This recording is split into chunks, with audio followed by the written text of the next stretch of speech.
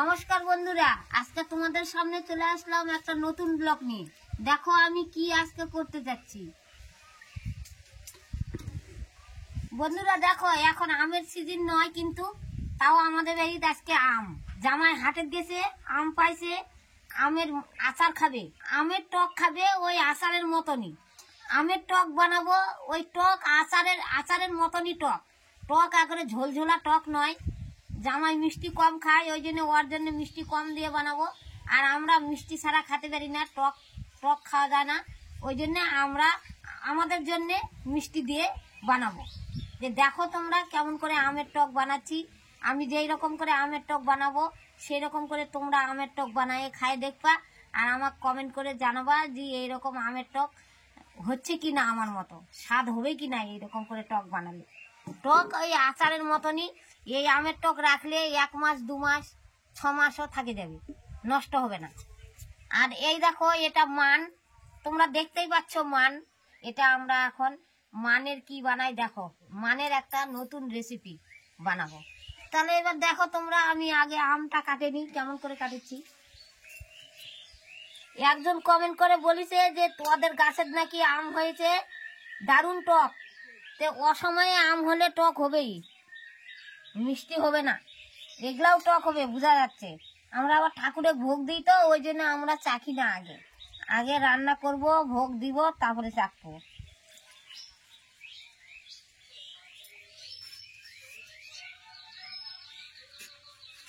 এ আঠি যাবেনি বন্ধুরা আমের।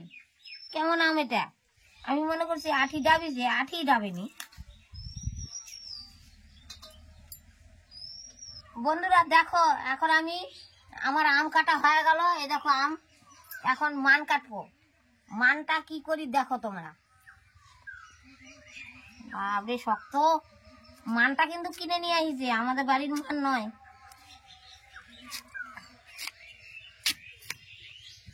অল্প একটু মানটা করব, আমাদের বাড়ির খাওয়ার লোক নাই, কিন্তু তোমাদের দেখানোর জন্য করেছি। আমরাও একটু খাবো আর তোমাদের শিখানোর জন্য বানাচ্ছি, এইটা করবো খালি।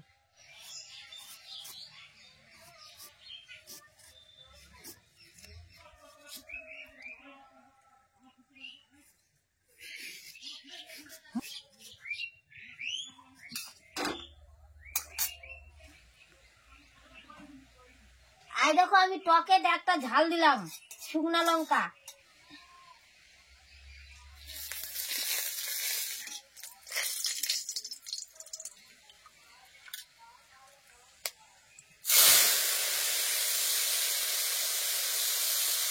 আমি তেজটা ফোড়ন দিলাম না, তেজটা ফোড়ন দিলে খালি মুখের তেজটাগুলো পরে, ওই জন্য ভালো লাগে না। ওই জন্য আমি টকের তেজটা দিই না আমের টক করলে, নাহলে একটু তেজটা ফোড়ন দিলে হয়তো। টকের লবণ কম দিতে হয়, একবারে খুব কম।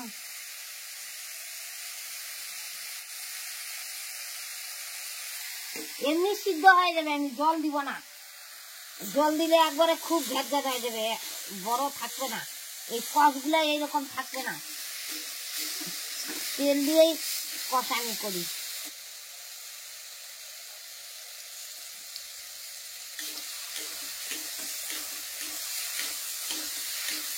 এরকম আমের টক করলে একটু তেল বেশি লাগে।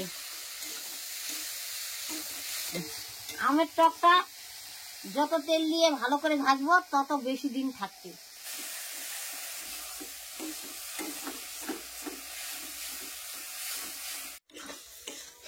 এই যে বন্ধুরা দেখো, সুন্দর করে আমি আমটা ভাজে নিলাম তেলে, জল দিইনি, খালি তেল দিয়ে সুন্দর করে ভাজে নিছি। এখন এর মধ্যে চিনি দিয়ে দেবো। ওই মিষ্টি খাবে না, মিষ্টি ছাড়া, ওই জন্য একটু তুলে রাখিছি আগে।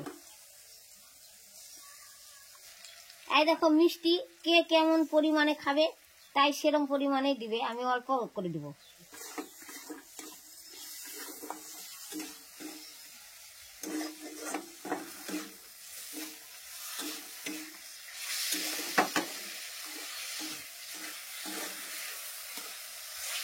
এই দেখো বন্ধুরা, চিনি গুড় দিলেই কিন্তু একটু গলে যাবে, গলে যায়, জলের মতো হয়ে যায়। এই যে রসের মতো হয়ে গেছে, এটা এখন শুকাই যাবে, শুকালে একটু জাল পড়লেই শুকে যাবে, শুকালেই আমি নামিয়ে দেবো। এই দেখো কেমন হয়েছে। আমাদের রান্নার জায়গাটা ভালো না তো, ওই জন্য ভালো দেখা যাচ্ছে না। হয়ে গেছে, এখন আমি নিভে দেবো গ্যাসটা। নিভে দিলাম। এই দেখো জিরা ভাজিছি, এই যে জিরা,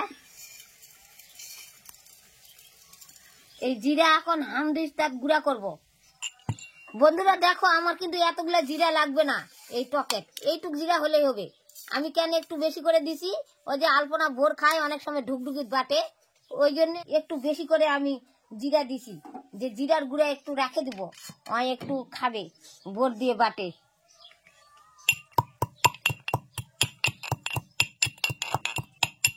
আমরা ঢুকঢুকি মেলার থেকে কিনে নিয়ে এসেছি, তোমরা তো দেখিছ।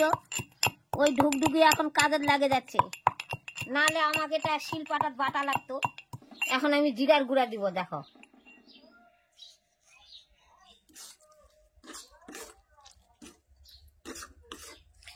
অল্প আম অল্প হয়ে গেল আচার।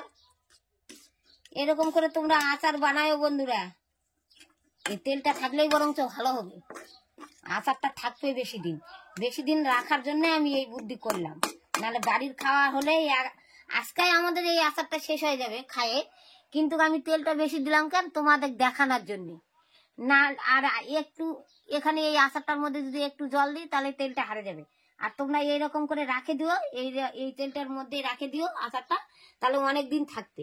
ওই জন্য আমি তোমাদের দেখানোর জন্য একটু বেশি তেল দিচ্ছি।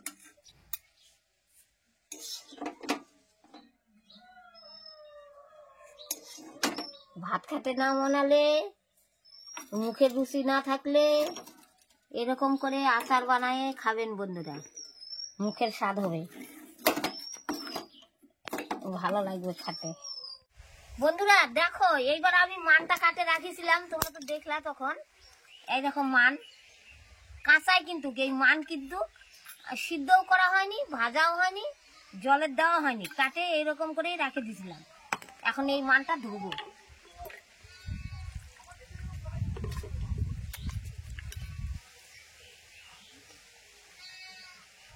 এবার মান বাটার আন্দাজে লবণ দিব। এবার শুকনা ঝালটা আর লবণটা বাটবো।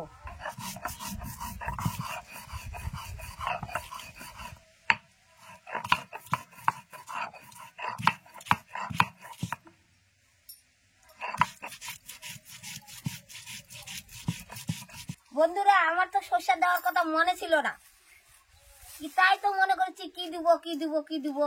এখন মনে পড়ে গেল, সর্ষা দিইনি। এই দেখো সর্ষার পরিমাণটা দেখো তোমরা, এই দেখো সর্ষা। আমি কিন্তু এই সর্ষাগুলো ধুয়েই রাখিছিলাম, তাও আর একটু ধুই।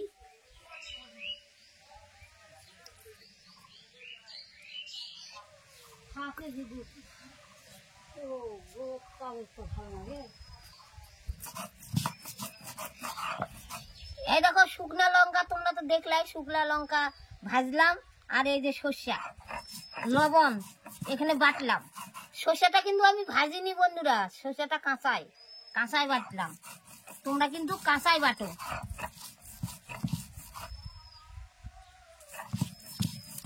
বন্ধুরা এই মান বাটা এই বেলা বাটে, ওই বেলা কিন্তু খাবেন না। সঙ্গে সঙ্গে ভাত হবে, সঙ্গে সঙ্গে মানটা বাটবেন, গরম গরম ভাতের সঙ্গে খাবেন সবার প্রথমে, তাহলে ভালো লাগবে। এই বেলার বাটা ওই বেলা খালে সর্ষা দেওয়া আছে, তিতে লাগতে পারে। আমি আগেই বলে দিলাম কিন্তু কথাটা।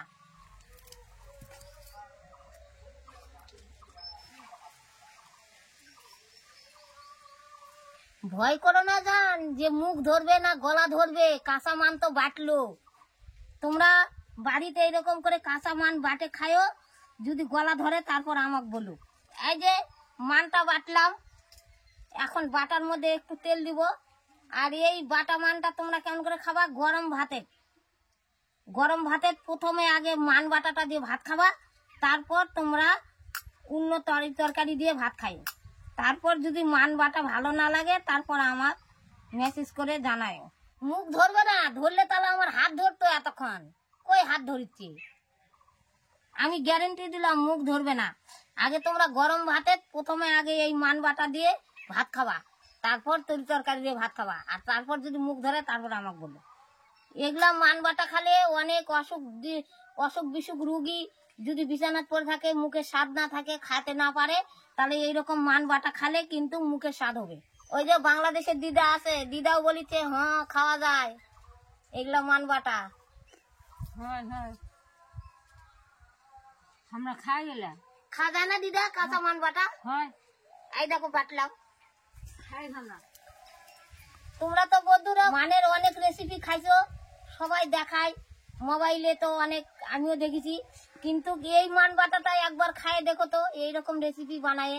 এটা তো কোনো ঝামেলা নাই, খালি কাঁচা মান তোমরা কাটবা, একটা শুকনো ঝাল ভাজবা, আর কাঁচা সরষা দিয়ে পাটাত বাটবা, সরষার তেল মাখে গরম ভাতের খাবা সবার প্রথমে।